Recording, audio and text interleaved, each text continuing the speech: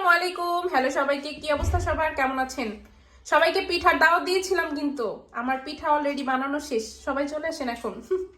আচ্ছা, যাই হোক, মজা করলাম। পিঠা বানানো শেষ, একরকম বানানো শেষ হয়েছে। এরপরে হচ্ছে পুলি পিঠা বানাবো। সো আমার পিঠাটা কেমন হয়েছে সবাই একটু কমেন্টে জানাবেন। আর ওই যে ছোট্ট একটা পিঠা দেখা যাচ্ছে, এটা আমার ছেলের জন্য, আর বড়গুলো আমাদের জন্য।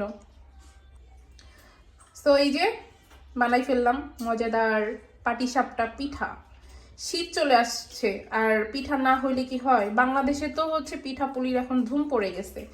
আর আমরা যারা প্রবাসে আছি, প্রবাসের মাটিতে হচ্ছে আমাদের মানে এখন চাইলেও আমরা মানে খাওয়া হয় না ওইরকম ভাবে, কারণ অনেক পিঠার জন্য অনেক আয়োজন করতে হয়, অনেক কিছু দরকার হয়। বাট ওই সব কিছু ম্যানেজ করা পসিবল না। কিছু জিনিস আছে, কিছু পিঠা এক্সেপশনাল, যে কিছু পিঠা আছে ওগুলা